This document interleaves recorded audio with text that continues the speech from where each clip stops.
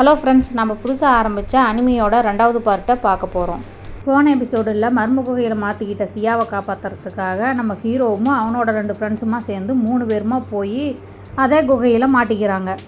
அவங்க எப்படி தப்பிக்கிறாங்க, சியாவை எப்படி வெளியில் கூட்டிக்கிட்டு வராங்கன்னு பார்க்கலாம் வாங்க. குகையில் இருக்கிற சாவுப்பட்டிக்குள்ளே இருந்து வெளியில் வந்த சியா வெறி கொண்டு மற்ற 3 பேரையும் அடையாளம் தெரியாமல் அட்டாக் பண்ண அவளை சமாளிச்சுக்கிட்டே எப்படி அவளை காப்பாற்றுறதுன்னு யோசிச்சுக்கிட்டு இருக்கிறான்.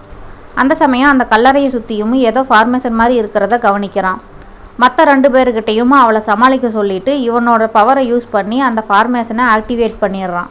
பண்ணிவிட்டு சியாவை நடுவில் கொண்டுக்கிட்டு வந்து நிற்க வச்சு அவன் மேலே ஸ்பெல்ஸை யூஸ் பண்ணுற சமயம் இவனோட கழுத்தில் இருக்கிற அந்த கபாலாங்கிற டாலரும் ஆக்டிவேட் ஆகி அதோட சக்தியும் ஒன்று சேருது. சேர்ந்ததும் சியாவோட உடம்புல இருந்த அந்த இன்னோட ஆவி அவளை விட்டு வெளியில் போகுது. அந்த சமயம் பார்த்து மேலே இருக்கிற சவப்பொட்டியெல்லாம் அதிர்வுல உடஞ்சு விட ஆரம்பிக்க அந்த ஃபார்மேஷன் ஆஃப் ஆகி போயிடுது. ப்ராசஸ் எல்லாம் பாதியில் நின்னதால சியாவோட உடம்புல இருந்த இன்னோட எனர்ஜி முழுசாக வெளியேறாமல் நின்று போயிடுது. அதனால் சியா மறுபடியும் அட்டாக் பண்ண வரா.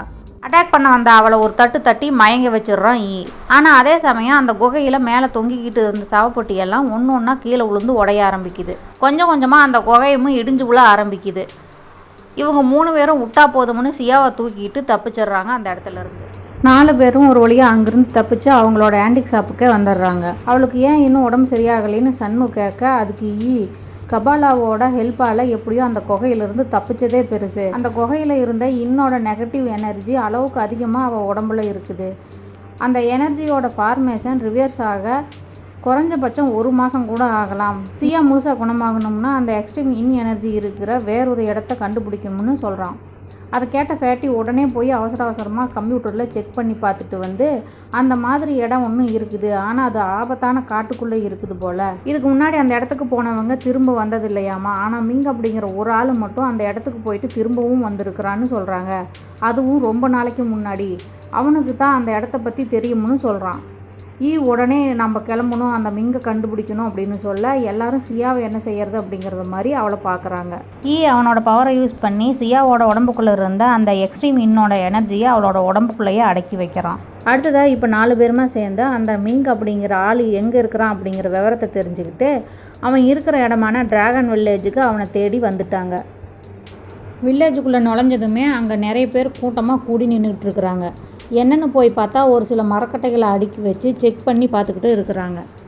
என்ன விஷயம்னா இந்த மரக்கட்டைகள் அரிய வகை அங்கூலி மரக்கட்டைகளாமா.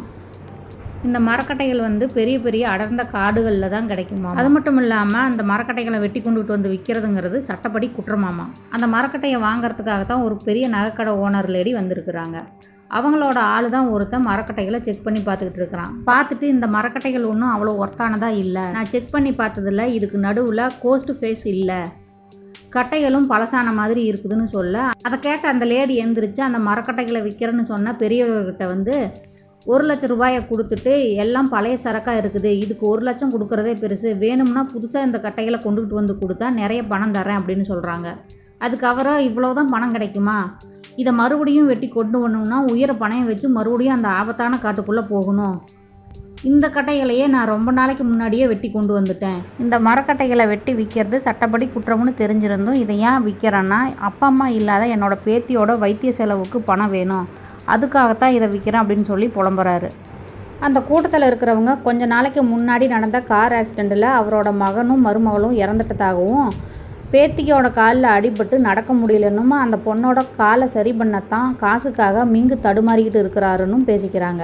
அதை கேட்ட அப்போ தான் தெரியுது நம்ம தேடி வந்த மிங்குங்கிற ஆள் அவர் தான் அப்படின்னு சொல்லிட்டு. உடனே அவருக்கு அவன் ஹெல்ப் பண்ணணும்னு முடிவு பண்ணி முன்னாடி போய் அவர்கிட்ட அந்த மரக்கட்டைகளில் நான் 2 லட்சம் ரூபாய்க்கு வச்சுக்கிறேன், இந்த கட்டைகள் பழக்கிறதுக்கு பழசாக இருந்தாலும் இது ஒர்த்தானது தான் அப்படின்னு சொல்ல அந்த நகைக்கடை ஆளுக்கும் இவங்களுக்கும் முட்டிக்க ஆரம்பிக்குது. அந்த கட்டைகளை செக் பண்ணி பார்த்தவன் எனக்கு இதில் எத்தனை வருஷம் எக்ஸ்பீரியன்ஸ் இருக்குதுன்னு தெரியுமா, நான் நல்லா செக் பண்ணி பார்த்துட்டு தான் இது பழசு ஆகாதுன்னு சொன்னேன், அது எப்படி நீ தப்புன்னு சொல்லாமன்னு முறைக்கிறான். முறைச்சிட்டு சரி என்னோடய வேலை தப்புன்னு சொல்லிட்டீல்ல, சரி நான் செக் பண்ணினது தப்புன்னு சொல்லி நீ நிரூபித்து காட்டணும், அப்படி நிரூபித்து காட்டலைன்னா என்னோடய வேலையை குறை சொன்னதுக்காக எனக்கு நஷ்ட ஈடு தரணும்னு சொல்கிறான்.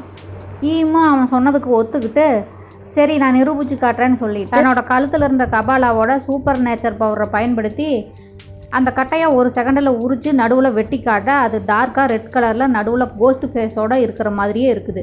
அதை பார்த்த எல்லாத்துக்கும் ஒரே ஆச்சரியம்.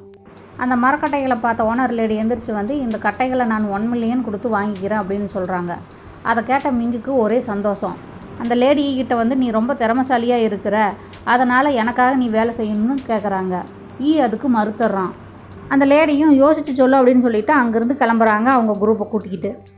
அப்போ அந்த மிங்குங்கிற பெரியவர் இவங்கக்கிட்ட வந்து உங்களுக்கு எப்படி நன்றி சொல்கிறதுனே தெரியல, இவ்வளவு பணமும் உங்களால் தான் எனக்கு கிடைச்சிது அப்படின்னு சொல்கிறாரு. சொல்லிவிட்டு நான் வேணா நீங்கள் கேட்ட 2 லட்சம் ரூபாயை உங்களுக்கு தரதா அப்படின்னு சொல்லி கேட்க, ஆனால் அதுக்கு வந்து மறுப்பு சொல்லிவிட்டு எனக்கு அந்த பணம் வேண்டாம், அதுக்கு பதிலாக உங்களோட உதவி வேணும்னு கேட்குறான். பெரியவர் ஆச்சரியத்தோட வயசான என்னால் உங்களுக்கு என்ன உதவி செய்ய முடியும்னு கேட்குறாரு. அதுக்கு பெரியவர்கிட்ட நீங்கள் ஏற்கனவே போய் இந்த கட்டைகளையெல்லாம் கொண்டுக்கிட்டு வந்தால் ஆபத்தான காட்டுக்குள்ளே திரும்பவும் நீங்கள் எங்களை கூட்டிக்கிட்டு போகணும். அந்த காட்டுக்குள்ளே எனர்ஜி இருக்கிற குகையை நாங்கள் தேடி கண்டுபிடிச்சாகணும், அதுக்கு நீங்கள் தான் எங்களை கைடு பண்ணணும் அப்படின்னு சொல்லி கேட்குறான். அந்த ஆபத்தான காட்டுக்குள்ளே மறுபடியும் போக நான் தயாராக இல்லை, அதுவும் அந்த குகைக்கு போக எனக்கு விருப்பமே கிடையாது. அந்த குகையோட பேரை மேன் கில்லிங் கேவ், அதுக்குள்ளே தான் நான் போய் என்னோடய நண்பர்களை இழந்தேன் அப்படின்னு சொல்லி வருத்தப்படுறாரு.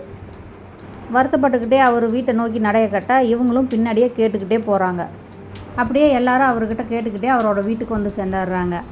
பெரியவரோ எவ்வளோ கேட்டாலும் மசிஞ்சு வர மாதிரி தெரியல. நீங்கள் எவ்வளோ நேரம் கெஞ்சி கேட்டாலும் என்னால் உங்களுக்கு உதவி செய்ய முடியாது, அதுக்கு வேற ஒரு காரணமும் இருக்குது. நடக்க முடியாத என்னோடய பேத்திக்கு நான் ஒருத்தன் தான் துணையாக இருக்கிறேன், அங்கே வந்து எனக்கும் ஏதாவது ஆயிடுச்சுன்னா அப்புறம் அவளை யார் பார்த்துக்கிறதுன்னு அவங்க பேசிக்கிட்டு இருக்கிறப்போ அப்போ அங்கே அந்த பெரியவரோட பேத்தி வர, அவளால் நடக்க முடியாமல் வீல் சேரில் வந்துக்கிட்டு இருக்கிறா. அப்போ வந்து நான் உங்களோட பேத்தியை குணப்படுத்துகிறேன், நீங்கள் எங்களுக்கு கைடாக இருக்கிறீங்களா அப்படின்னு சொல்லி கேட்குறான். சொல்லிவிட்டு அந்த பொண்ணை அந்த பக்கமாக கூட்டிகிட்டு போயிட்டு வரப்போ நடக்க வச்சு கூட்டிகிட்டு வர்றான். மிங்குக்கோ ஒரே ஆச்சரியம். நடந்து வந்த பேத்தியை பார்த்த மிங்குக்கு ஒரே சந்தோஷம். இதுக்காகத்தானே அவர் இவ்வளோ கஷ்டப்பட்டார். அவர் ஆச்சரியத்தோட எப்படி இது சாத்தியம்னு கேட்க, ஒரு சில ட்ரீட்மெண்ட் பண்ணி இப்போதைக்கு நடக்க வச்சுருக்கிறேன், இன்னும் கொஞ்சம் கால்கள் வலுவாக இன்னும் ஒரு சில ட்ரீட்மெண்ட் பண்ண வேண்டி இருக்குதுன்னு சொல்கிறான். வேறு வழி இல்லாமல் மிங்குமும் காட்டுக்கு போகிறதுக்கு இவங்களுக்கு கைடாக இருக்க சம்மதிக்கிறாரு. பேத்தியை சரிப்படுத்தின சந்தோஷத்தில் அவரும் ஒத்துக்கிட்டாரா தவிர அவருக்கு அந்த காட்டையும் குகையையும் நினைக்கையில் அவருக்கு இன்னமும் பயம் அதிகமாகவே இருக்குது. மறுநாள் அந்த எக்ஸ்ட்ரீம் எனர்ஜி இருக்கிற காட்டுக்கு எல்லோரும் ரெடியாகி போகிறாங்க. அதே நடாதுன்னா 7 மலை 7 காடு தாண்டி போகணும் போல இருக்குது, அவ்வளோ தூரம் கூட்டிக்கிட்டு போகிறாரு அவர். போகிற வழியில் கரடி ஒன்று ஆவேசமாக இவங்களை தாக்க வர அதை சமாளிக்க பார்க்க ஒரு கட்டத்துக்கு மேலே கரடியும் இவங்களை சமாளிக்க முடியாமல் பயந்து ஓடி போயிடுது. கரடியை துரத்திட்டு அதுக்கப்புறமா ஒரு வழியாக பயணம் பண்ணி அவங்களும் அந்த ஆபத்தான காட்டுக்குள்ளே இருக்கிற குகையை தேடி அதுக்கு பக்கத்துலேயும் வந்துடுறாங்க. குகையை பார்த்ததுமே பெரியவர் மிங் வந்து பழசையெல்லாம் நினச்சி பார்த்து குகைக்குள்ளே வர பயப்படுறாரு. அந்த பயத்தினாலேயே அவர் உள்ளே வர மறுத்துடுறாரு. சரின்னு வேறு வழி இல்லாமல் அவரை வெளியிலேயே விட்டுட்டு இவங்க 3 பேரும் குகைக்குள்ளே போகிறாங்க. அப்படி குகைக்குள்ளே வந்தவங்க எக்ஸ்ட்ரீம் எனர்ஜியை கண்டுபிடிச்சி சியாவை குணப்படுத்தினாங்களா இல்லையா அப்படிங்கிறத அடுத்த எபிசோடில் பார்க்கலாம். ஓகே ஃப்ரெண்ட்ஸ், வீடியோ பிடிச்சிருந்தா லைக் பண்ணுங்கள், எப்படி இருந்துச்சுன்னு கமெண்டில் சொல்லுங்கள், மறக்காமல் சப்ஸ்கிரைப் பண்ணி வச்சுக்கோங்க. நெக்ஸ்ட் வீடியோவில் சந்திக்கலாம். தேங்க்யூ, டாட்டா, பாய் பாய்.